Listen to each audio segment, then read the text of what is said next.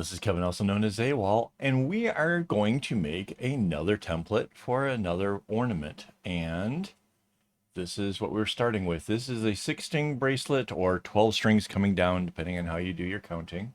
Whoops, I don't know what that was about. So now 1, 2, 3, 4, 5, 6.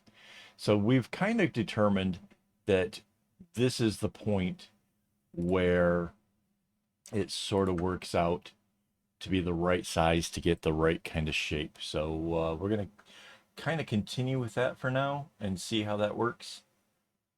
Um, this one's going to be a little bit, well, oh, this one's going to be a lot different. So yeah, I don't quite know if this proportion's actually going to work out well. These are all prototypes so far, by the way. So um, yeah, we'll see how it goes. All right, that's good. So this is the shape we're starting with. Now, this method that we're using here today, this came from something I kind of worked out a long time ago, but I had no use for it. Essentially, it didn't work out with my bags. It didn't work out with anything else. And I kind of was like, meh, whatever. And then when I saw ornaments, I was like, oh, that could be really, really cool. This might actually work for that. So we're gonna see just how well this works out. So let's put this down here, line it up.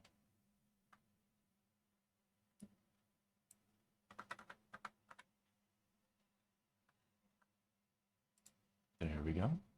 And then I have to basically get rid of this bottom area down here now.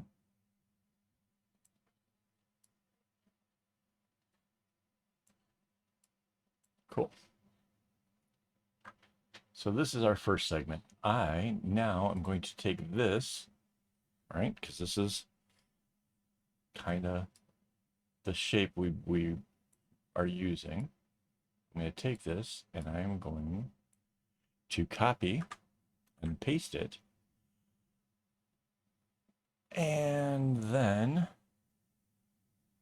we're going to put that onto a new layer.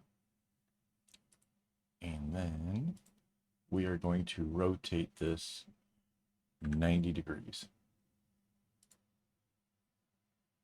Cool, that worked out.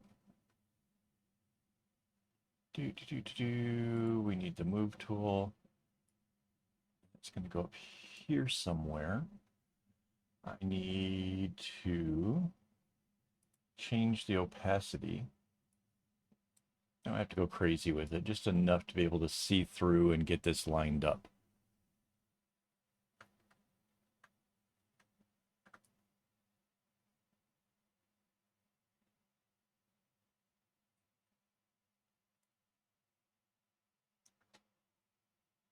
Seem to be really, really good. Put the opacity back to 100%. And while we have this, we might as well copy that because we're going to have a second one of these. But let's see, before we do anything else, let's go to image and we're going to fit the canvas to the layers. That's going to give us this direction. Then we can use this fuzzy select and we can delete our background so that way this area down here shows up. Now we can actually anchor our layer, merge it down. So this whole thing becomes one big solid piece. And we can paint in our background. So now we have this. Now, paste again. Oh. Okay. I had expected when we did the copy that it was going to be the sideways one and we would go with that, but that's fine. We can go this way. This works as well because we're going to do this. So again with the opacity. And grab the move tool, yes.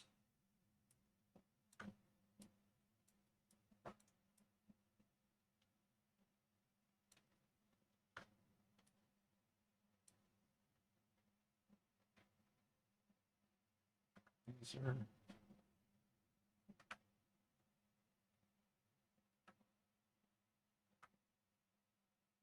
Having a hard time getting that fixed just nice. think I think that one works. All right. Hang on. This goes out of our frame as well. So again, with the image, fitting the canvas to the layers, take the opacity, bring it back to 100%. Oh, it's still a floating layer. Wait, we have to put it to a new layer. Otherwise, we can't use this tool to get rid of our background to get those to connect right. Yep. And now we can anchor the layer by merging it down. And again, we can fill in our background so it doesn't seem so weird. So there's 3. One more to go. Control V. Rotate. Again, this is just 90 degrees.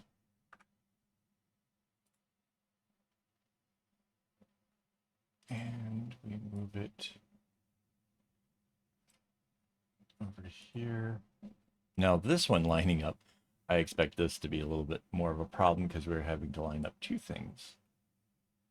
Let's see. If we did the other ones really well, this should turn out. So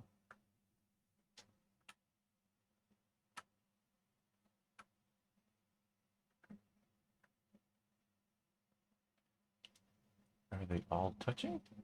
I think they are. Some of them are like, that might be, I don't think there's a gap. I think it's good. All right, so this goes to a new layer. Bring the opacity back up. We image canvas to the layers. Fuzzy select. Delete. Layer merging down. Paint tool. Fills in all of that. There is our pattern. Let's do this. Canvas size. The width is 2697. Let's make that the height as well, 2697.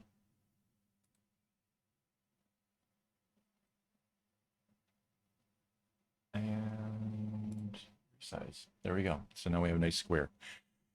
So, in case you're wondering how this works, this is actually is kind of fascinating. If we take that very first shape we had and make 2 of those dangly, tassely ends on both sides, when you put those 2 together, right?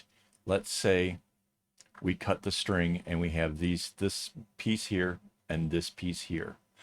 When we put those 2 together, the tassels from both sides will make up these pieces here and here.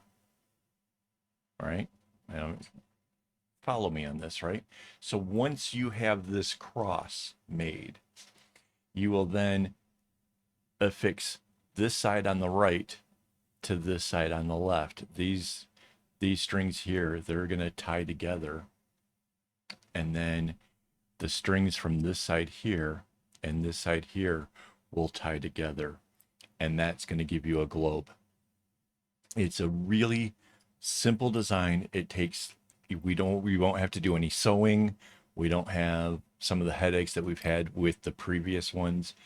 This one is going to be a bit more straightforward. So hopefully we can find a really fun, interesting pattern to apply to this. And then we'll go from there and see if we can't actually make this thing. And yeah, I'll find out if there's any parts of it that maybe are harder than I imagined or different or whatever. We'll get to that in a couple days. So yeah, thanks for hanging out with me. Thank you to my Patreon and my YouTube members for making the tutorials possible. I really do appreciate it, guys. And Yeah, as always, don't get your strings in a bunch.